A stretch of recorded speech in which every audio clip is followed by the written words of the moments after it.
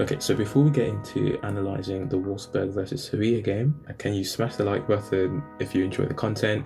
Obviously, if there are any things that you want me to try and improve, typically it's been the sound quality recently, but I think hopefully I fixed that. Yeah, please let me know in the comments down below. Okay, so now that that's out of the way, the first thing that I want to point out, and typically I try and avoid referee bashing, I think he was really card happy or just generally really quick to call free kick. Partially, I think that's because of how he started the game. So he gave Lacroix, the right centre-back for Wolfsburg, a yellow card in like the 2nd minute, I think it was. And this was a home game for Wolfsburg, so automatically you've got the fans offside.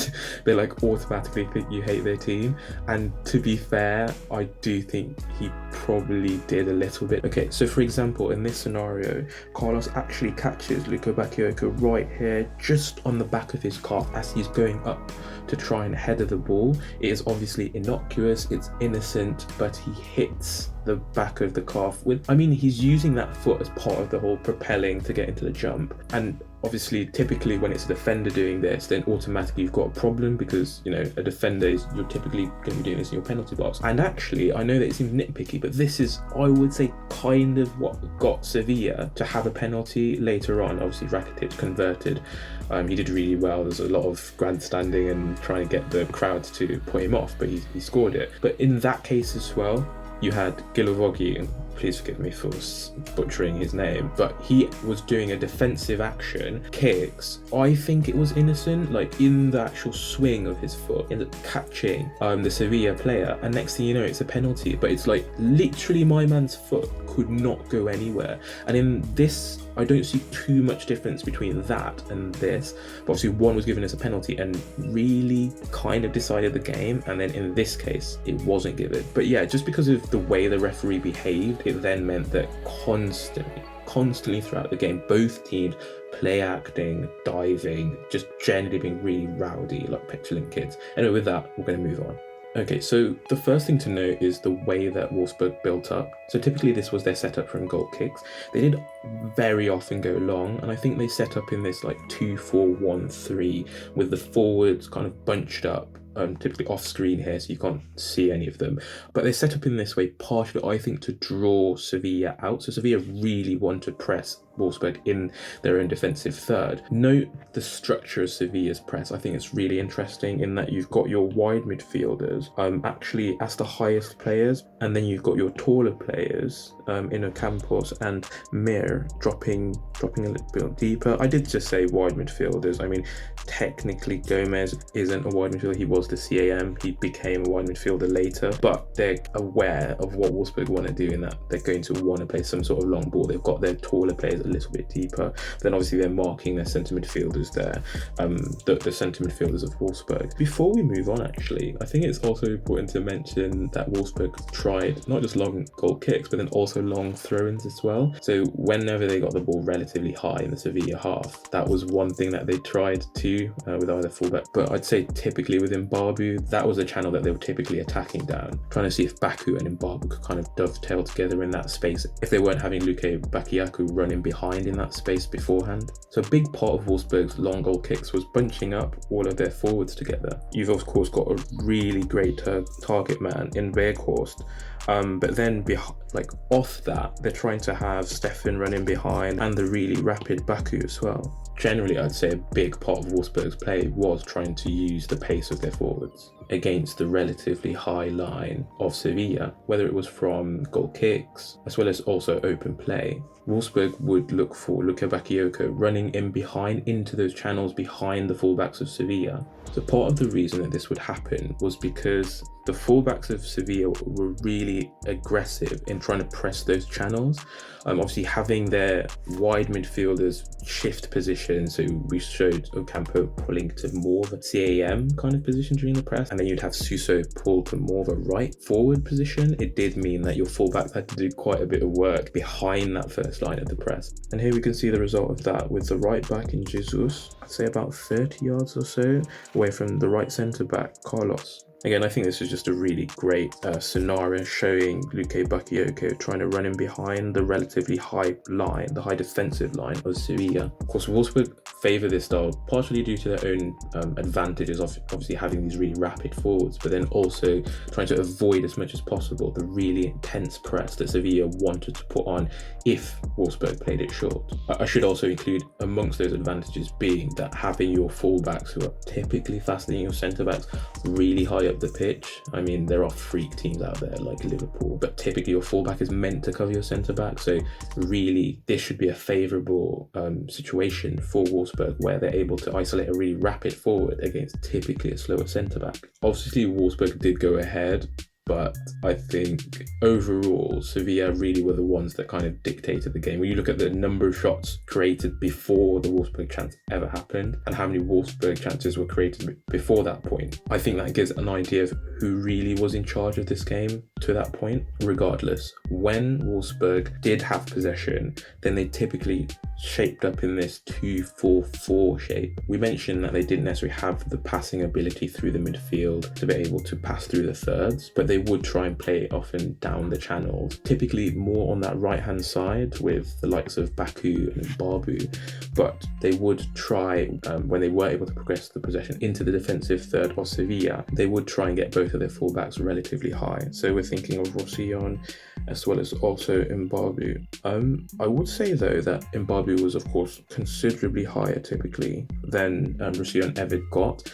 There was a second benefit to this other than having just, an extra player up the pitch in an attacking position or making attacking runs, because when they did lose the ball, it meant that you had two really quick players, defensively minded players high up the pitch to help with the counter press.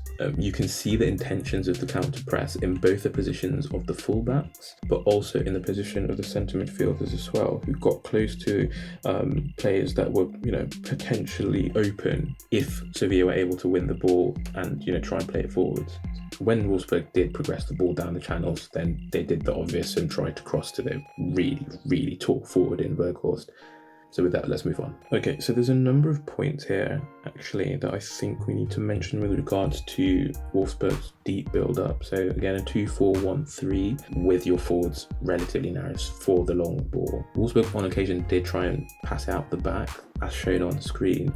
The issue, I would say, is that I don't think they moved the ball fast enough at the back. But then also I'd say you have to give kudos to the way that Sevilla pressed. Okay, so I would say that Sevilla used a number of different shapes. 4-1-4-1, maybe a 4-2-3-1, as well as also the 4-4-2. So we showed the 4-4-2 earlier. We had your quicker players, so we're thinking of Papu Gomez and then also Suso as your highest or most advanced players. And then you had your tall players in Ocampos and Mir drop deeper. So that's why I'm saying it's a little bit more of a 4-4-2. Whereas in this occasion, I would kind of say a 4-2-3-1.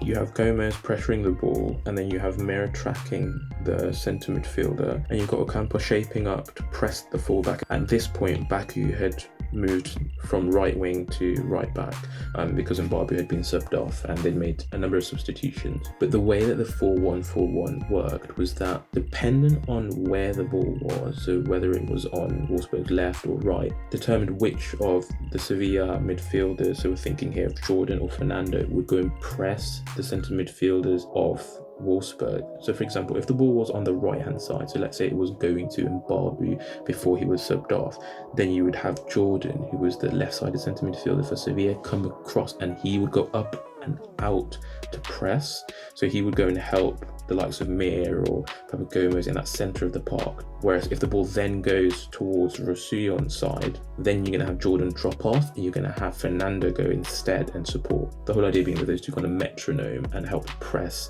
that side and solidify that side of the press.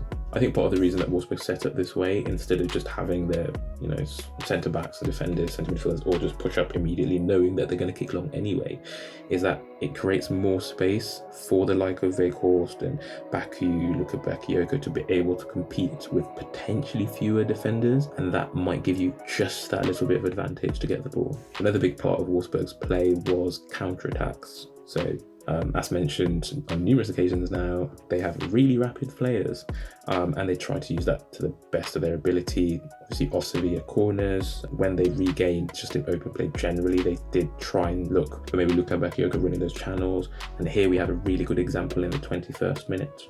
I'm calling it a counter, but it's just very direct play here. So they're actually able to beat Sevilla's press, and then they're immediately just running at the back line. This was maybe like the perfect scenario of them playing out the back, because it actually worked on this occasion, whereas most of the rest of the time I think they just ended up in cul-de-sacs and having to hoof it. I say having, but ending up hoofing along. I do think it would be a little bit unfair to not point out that there was a system, even if it didn't always work, in that they would have one of the forwards drop to try and help. So in this situation, we're seeing that here with Baku, and you're also seeing Luka Bakayoko as well dropping off to provide another option.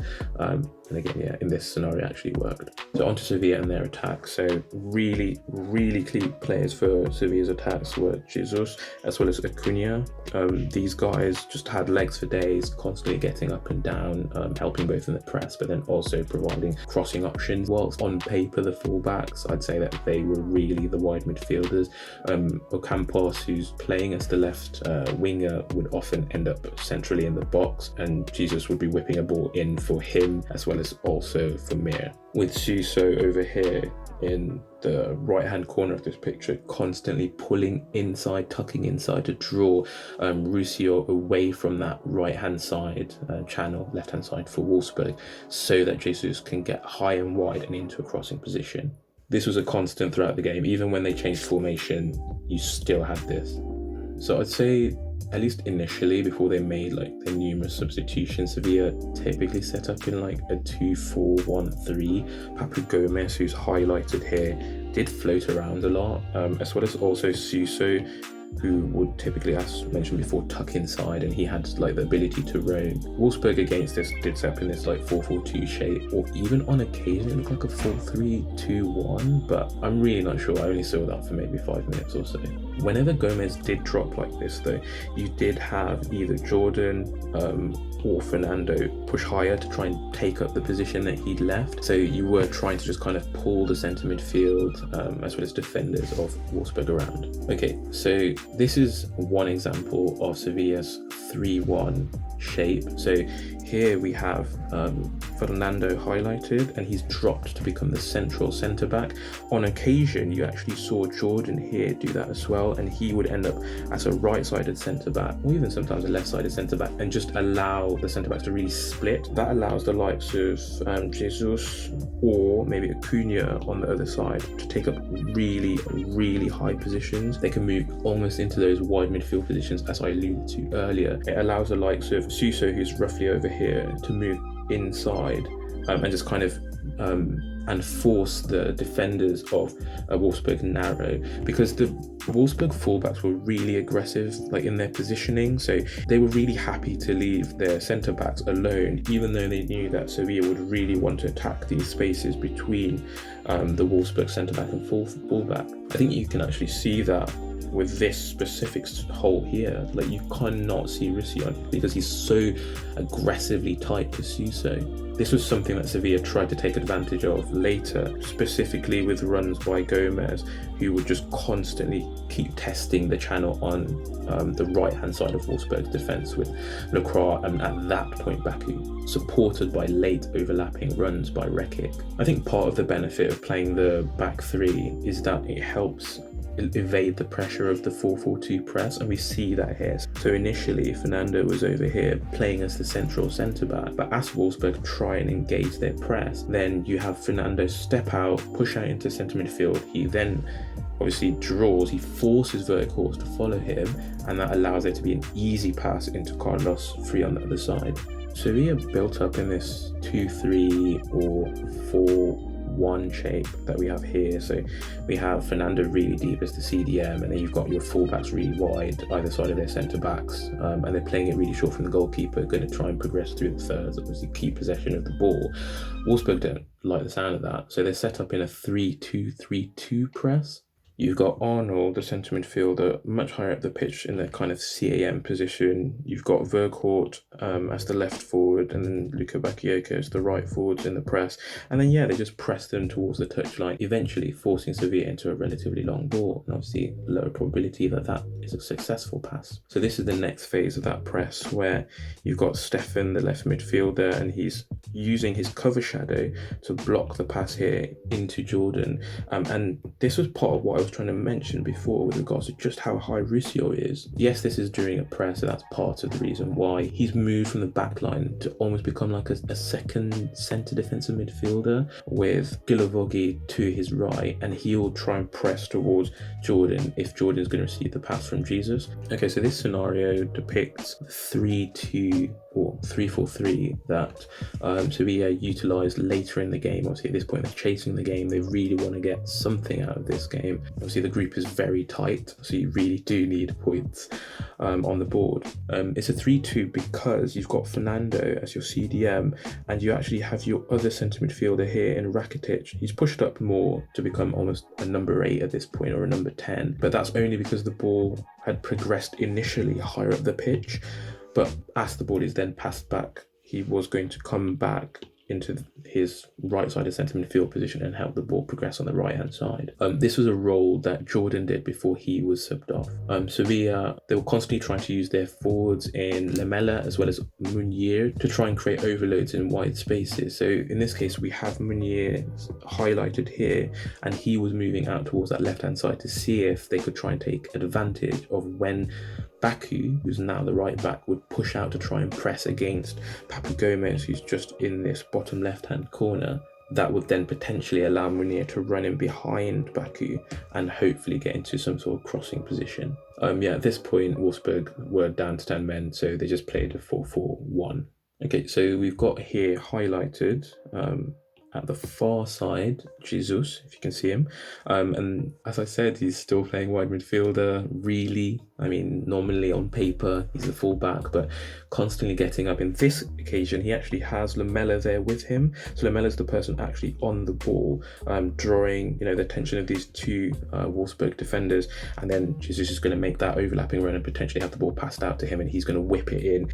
And then you have here on the near side, Rekic, the left centre back or left back. I mean, technically he's the left back, but when they were playing this back three, he was actually the player who was the left centre back initially. But as the ball progresses on that right hand side, you have him come into the box as well.